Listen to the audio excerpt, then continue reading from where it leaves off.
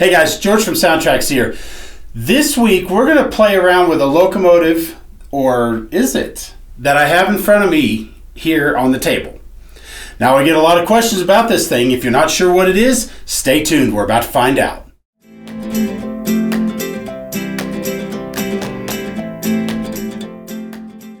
Now one of the questions we get a lot is, where would I find the sound for the Galloping Goose? Now, for those of you who are familiar with what the Galloping Goose is, this is a rail truck that was run by the Rio Grande Southern out in Colorado. Now, what it is it's an inexpensive way of getting traffic across the rail without running a full train. So what they did is they repurposed these Pace Aero cars or trucks to become freight service, or in some cases even passenger service.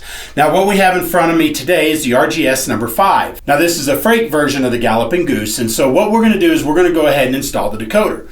But the question always is where am I going to find the sounds for the Galloping Goose? And the question's usually, well, you had the Galloping Goose in the original Tsunami, now why don't I have the Galloping Goose sound now? And the answer is you actually do. It's actually in our Baldwin and Others sound files. Now, Baldwin and Others is not just Baldwin's. This is a series of other sounds as well that we didn't feel justified a separate decoder. So in the Baldwin and Others, you're going to find the Galloping Goose. You're going to find a Whitcomb. You're going to find the Fairbanks Morse, the NRE genset, and also our UP gas turbines, as well as the Baldwin sounds that we have. Now that way, we put it all on one decoder. So it's not called a Galloping Goose decoder, it's actually called a Baldwin and Others, and in this case, the Goose is considered an other. Think of it as the land of misfit toys. Now what we're going to do is we're going to go ahead and take this model and we're going to install a TSU-1100 into this model so we can show you exactly what it is and how it sounds. Now this particular model is a standard gauge version of the Galloping Goose made by Concor. So the cool thing is this installation is going to be nice, quick, and easy because it does have an NMRA 8-pin plug. So let's go ahead and get the model open. So the first thing we want to do is we want to take off the shell. Now there's 4 tabs located on the corners and the shell just pops right off. You can just simply spread it out a little bit and the shell pops right off. Now we can take this and set it aside as we're not going to need it. Now right here you see the NMRA 8-pin plug, and what we're going to do is we're going to take the wires off of our TSU-1100. We're going to mount the decoder right here. We're going to shorten those wires and attach them to the NMRA 8-pin plug in the proper order. So to do that, what we're going to do is we're going to refer to the NMRA 8-pin plug wiring diagram. And we're going to compare that to the markings on our decoder here so that we can find out which way the decoder is oriented. Now when I pull the dummy jumper plug out that makes this model DC, we're going to notice that we have pin 5 identified. So that way we can quickly orient the pins on our decoder. Now what we're going to do is we're going to go ahead and cut the wires to length. We're going to tin the end, and then we're going to simply insert it into the hole in lieu of an 8-pin plug, and then we're going to solder that wire in the hole. The reason is that way we don't have to buy another part, but also the odds that you're going to be removing this decoder in the future is going to be very, very slim, and so therefore you have the wire soldered and you have a good solid connection.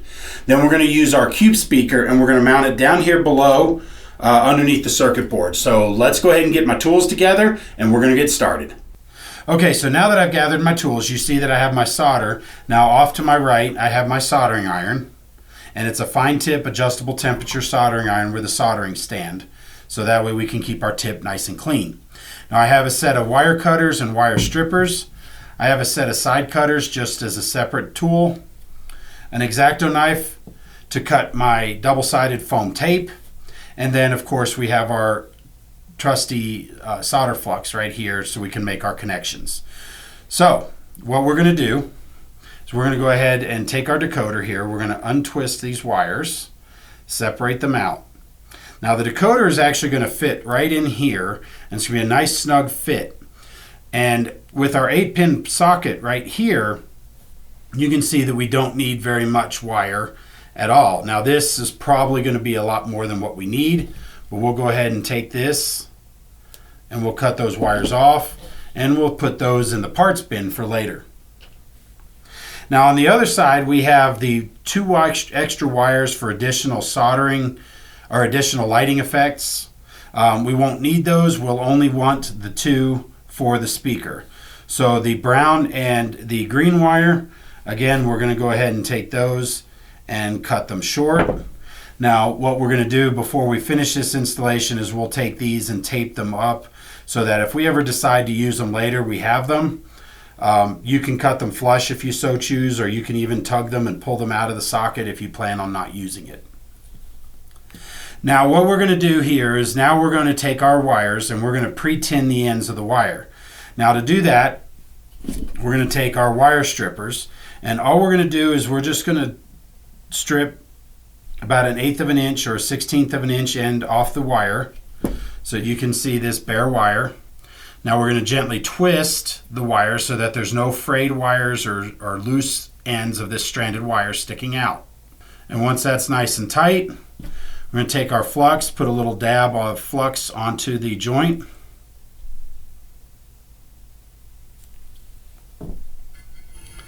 Now we're going to take our solder, clean the tip. We're just going to take a little bit of solder off the end. And remember, you don't need a whole lot. And we're just simply going to touch the end, and the flux is going to draw the solder off of the end of the iron, and it's going to tin our joint. Now, once we're done this, you can see how easily this fits into these holes, just like that. So what we're going to do is we're going to cut this short and then solder to the respective holes. Now, in an essence of saving time, I'm going to go ahead and do the rest of these, and we'll come back to you in just a few seconds. Okay, then now I've got my wires tinned. So now we're simply going to solder them in order. Pin 1 is here, pin 8 is here, and then pin 5 is marked down here. So we can wire them up accordingly following the standard NMRA 8-pin plug. So I'm going to start with here the far ones, so that as I work my way towards me, my soldering iron will always be on this side. So we're going to start here with the left rail pickup, which is going to be the black wire. Now, one of the things you want to notice here, there's actually 10 pins. They actually have these extra 2 for the speaker, and then they have speaker terminals here. Now, we're actually just going to bypass these, so we want to make sure that we only go 1, 2, 3, 4, and then 5, 6, 7, 8. So we're going to start on this second pin back towards the back of the model. So we're going to put a dab of flux on the solder joint, or on the hole. Now we're going to pick out the black wire out of our wire harness here. And then we're going to go ahead and solder it in place. So again, we've already pre-tinned the end. So I'm going to take my soldering iron, put a little bit of solder on the end. I'm just going to hold this in the hole, and then I'm going to tap the soldering iron, and it's going to solder that wire in place just like that. Now next to it is the motor wire, the gray wire. So again, we're going to fish out the gray wire out of our wire harness right here. And I'm using a pair of tweezers to hold the wire, and that way it's a little easier to get in and out of these tight spaces. But you don't necessarily need to. It's not like you're going to get the wire that hot. But it's nice to have a pair of tweezers where you can get in where your fingers can't. So now we're going to go ahead and take this, and we're going to attach this to pin number 5. We're going to stick it in the hole. And then again, touch our soldering iron to the pin. And it's going to solder our wire in place. Next up, this hole here, which is pin number 3, is actually unused. So the next one we're going to do is white. So we're going to fish our white wire out of the harness here. And that's going to go here into pin number 6. So again, we're going to take our wire, put some flux at the solder joint. We're going to get a little bit of solder on our iron.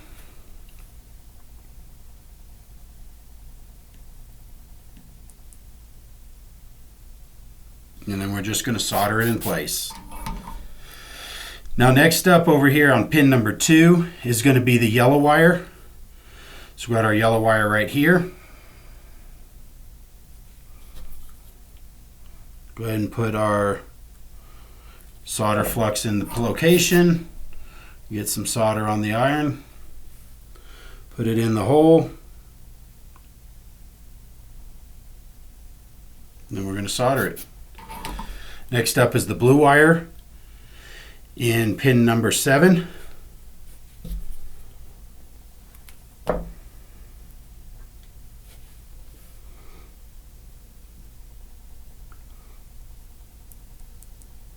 And you can see how fast this goes once you have the prep work done.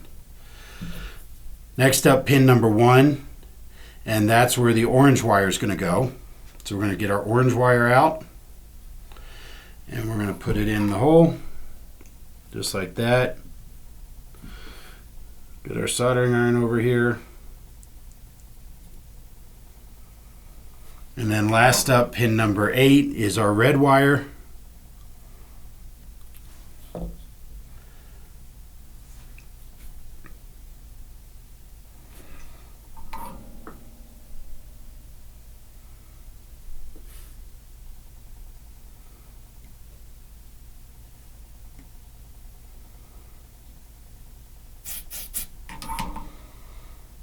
And just like that, our decoder wire installation is done.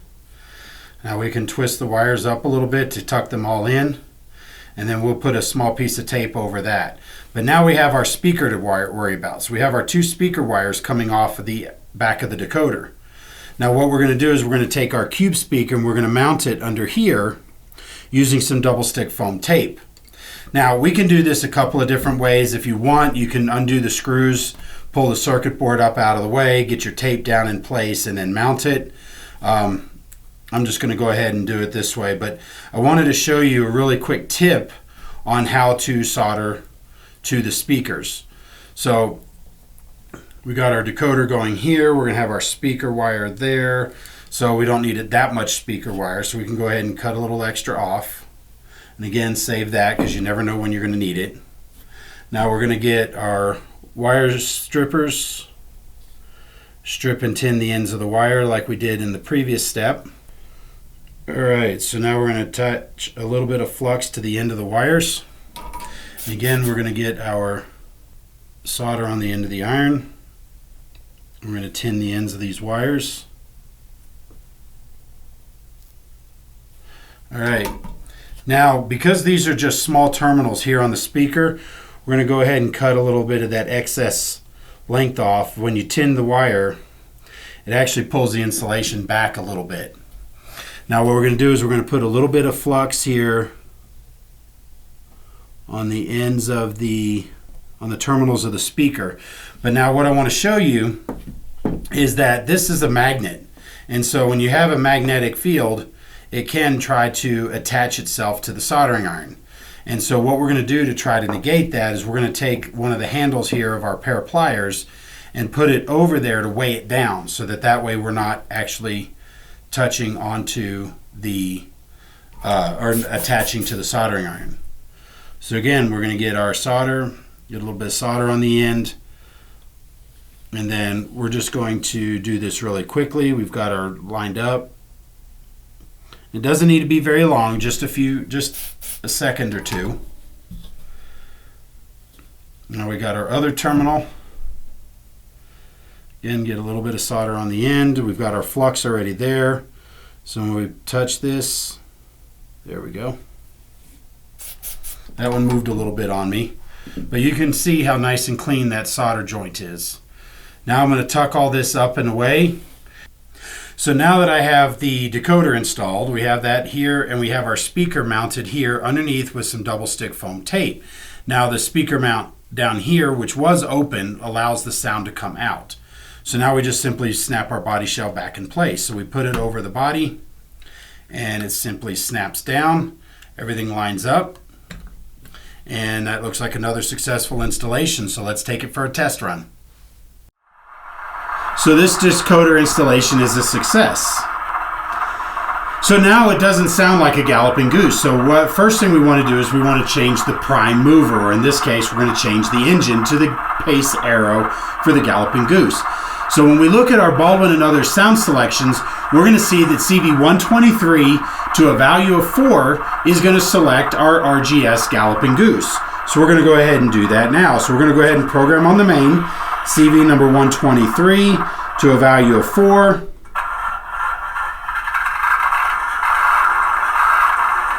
And now we have our Galloping Goose sound. Now for the air horn for the Galloping Goose, we want to change CV120. Now when we look at our list, we see that CV120 to a value of 38 is going to select our Galloping Goose air horn. So we're going to go ahead and, again, program on the main, CV number 120 to a value of 38. Now when I blow my horn, you can get that sound of the Galloping Goose. Now the last sound selection we're going to change is the bell, and that's set in CV122. Now if you look at the list in our sound selection reference, you'll see that CV122 to a value of either 41 through 44 will select the Galloping Goose bell. So we're going to go ahead and select CV122 to a value of 41 for the slowest hand-rung bell sound. So now we turn on our bell, and you can hear that really quiet bell sound. Just so you can hear everything, I'm going to go ahead and crank that volume up a little bit so we can hear it a lot better.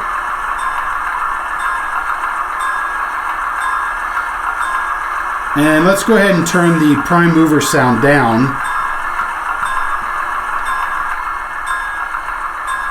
A little further.